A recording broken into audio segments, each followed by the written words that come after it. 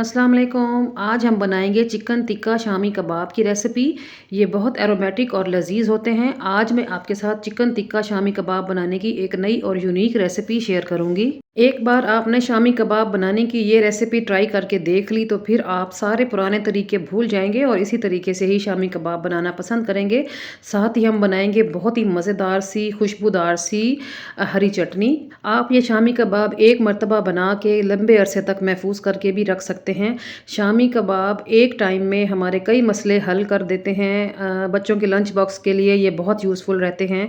घर पर जब कुछ और ना बना हो मगर शामी कबाब अवेलेबल हो तो इंसान आराम से एक टाइम का खाना खा लेता है। वीडियो इंशाल्लाह ताला आपको बहुत पसंद आएगी। वीडियो को फुल वॉच करें।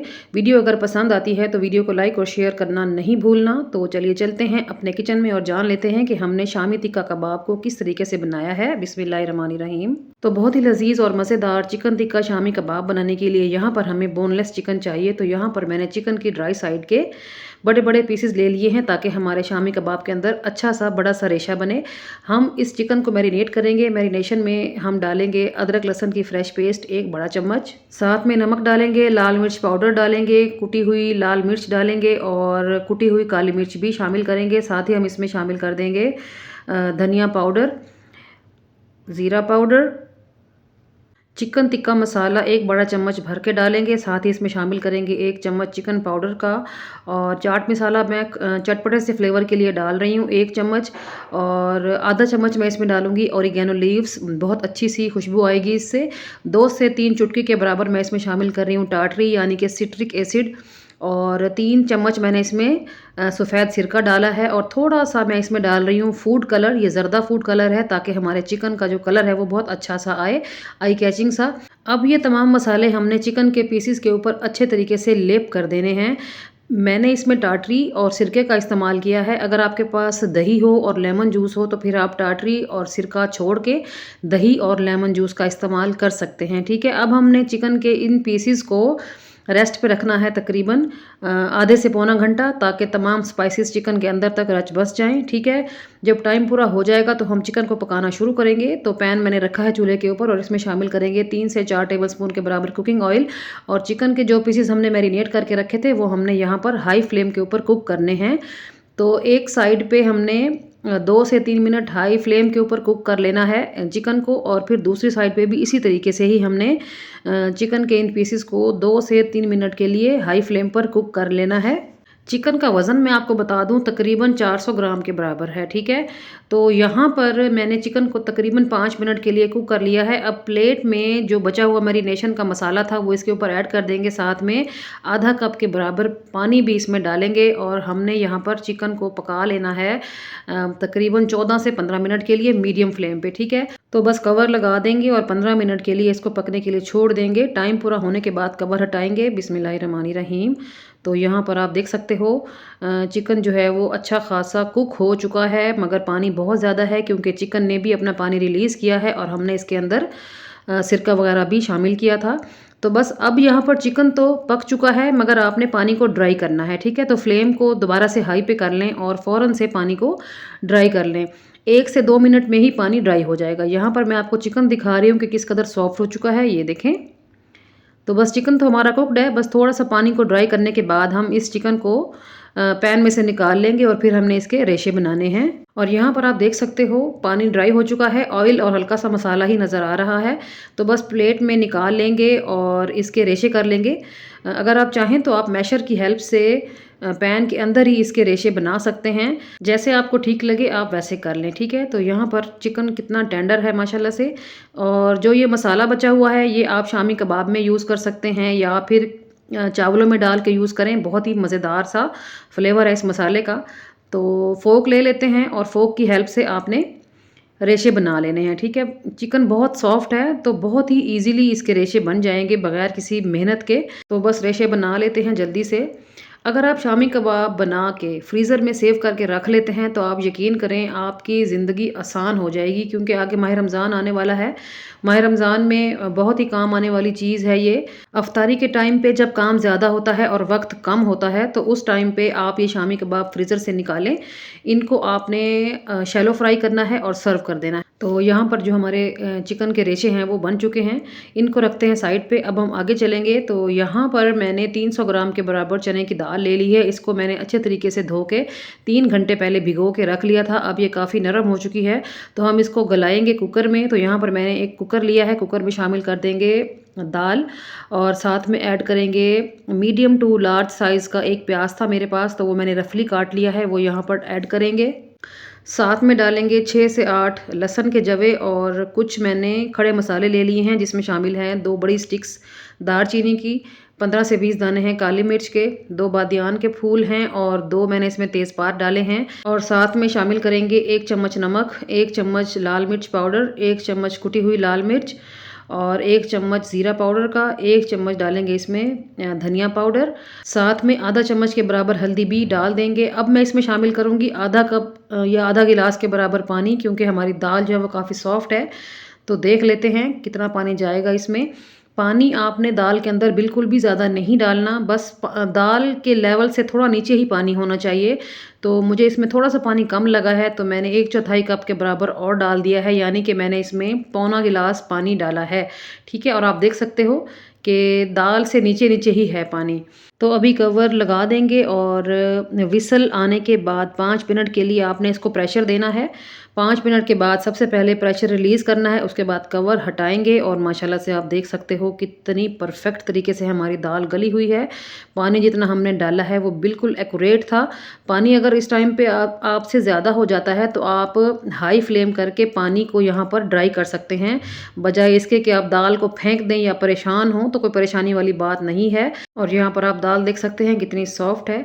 अब जो खड़े मसाले हमने इसमें शामिल किए थे वो हमने निकाल के डिस्कार्ड कर देने हैं, क्योंकि उनकी खुशबू, उनका अरोमा हम दाल के अंदर ले चुके हैं। अब सबसे पहले आपने दाल को अच्छे तरीके से ठंडा कर लेना है और उसके बाद हम इस दाल को चॉप करेंगे। अगर आप चाहें तो हामन दस्ते में भी इस दाल को मैनुअली कूट सकते हैं।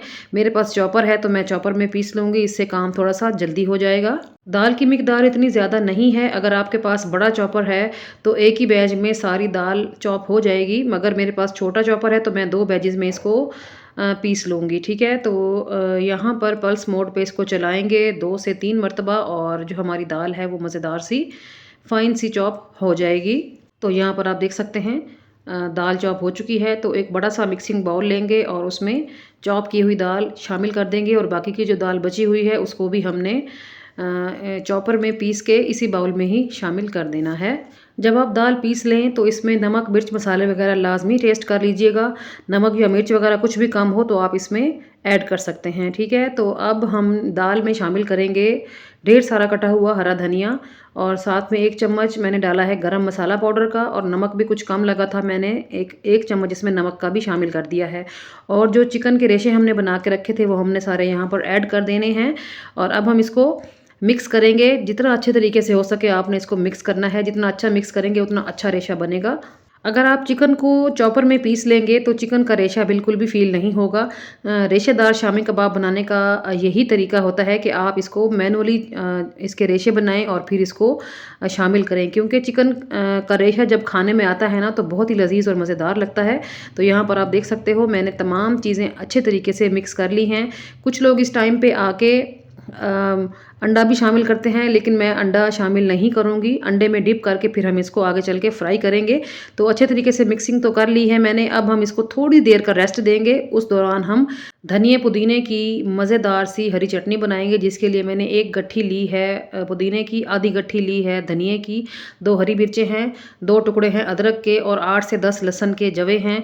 ये चटनी मैं ब्लेंडर जग में बना रही हूँ, तो ब्लेंडर जग में शामिल कर देंगे ये तमाम चीज़ें। धनिए को और पुदीने को अच्छे तरीके से 5 से 6 मरतबा पानी से धोया करें, क्योंकि इनमें बहुत ज़्यादा मट्टी होती है। ठीक है जी, ये तमाम चीज़ें ब्लेंडर जग में शामिल करने के बाद मैं इसमें शामिल करूँगी कुछ पाउडर मसाले, जिसमें शामिल है 1 चम्मच के बराबर काला नमक, या फिर हस्ब ज़रूरत डाल लें। 1 बड़ा चम्मच मैंने सफ़ेद ज़ीरा डाला है और 1 चम्मच मैं इसमें शामिल करूँगी मोटी कुटी हुई लाल मिर्च का। 2 से 3 टेबलस्पून मैं इसमें शामिल कर दूँगी सिरका। सिरका इस चटनी के कलर को ख़राब नहीं होने देगा, कलर तो ख़राब नहीं होगा, साथ के साथ चटनी भी महफूज रहेगी। जितना अरसा तक आप इसको महफूज रखना चाहें रख सकते हैं। तो यहाँ पर चटनी हमारी बन के रेडी हो गई है माशाल्लाह से। बहुत ही लजीज, खुशबूदार और मज़ेदार सी चटनी बनी है। तो चटनी किस तरह बनाएंगे, यहाँ पर मैंने एक प्याली में दही ले लिया है, इसको अच्छे तरीके से फेंट लिया है, दही को बीट कर लिया है। अब हमने 1.5 से 2 चम्मच के बराबर चटनी के इसमें शामिल करने हैं, अच्छे तरीके से मिक्सिंग कर लेनी है और बस हमारी मज़ेदार सी धनिए पुदीने वाली हरी चटनी बन के रेडी हो जाएगी। इस टाइम पे अगर आपको इसमें नमक या मिर्च कम लगे तो आप मज़ीद ऐड कर सकते हैं। तो चटनी हमारी बन चुकी है, वापस चलते हैं अपने शामी कबाब के बैटर की तरफ। 15 से 20 मिनट का रेस्ट इसको मिल चुका है। अब शामी कबाब बना लेंगे। शामी कबाब बनाने से पहले मैंने हाथों पे तेल लगाया है, पानी लगा के भी ये शामी कबाब बनाए जा सकते हैं, ठीक है। तो मैं थोड़े से लार्ज साइज़ के बनाऊंगी। मैं इस तरीके से हाथों में ही बना लूँगी। आपके पास अगर कोई टूल हो या फिर किसी जार के ढक्कन में भी आप ये शामी कबाब इजीली बना सकते हैं, ठीक है। ये देखें जी माशाल्लाह कितना ज़बरदस्त सा कबाब हमारा बन गया है। और अब इसी तरीके से ही मैं सारे शामी कबाब बना के रेडी कर लूँगी। कुछ मैं इस टाइम पे फ्राई करूँगी और कुछ मैं फ्रीज़ कर लूँगी, ठीक है। तो शामी कबाब बनाने के बाद अब चलते हैं शामी कबाब फ्राई करेंगे। तो यहाँ पर एक बाउल के अंदर मैंने 2 अंडे तोड़ लिए हैं और इनको अच्छे तरीके से बीट करेंगे। 2 से 3 मिनट आपने इन अंडों को बीट कर लेना है जब तक कि ये फ्लफ़ी ना हो जाएं।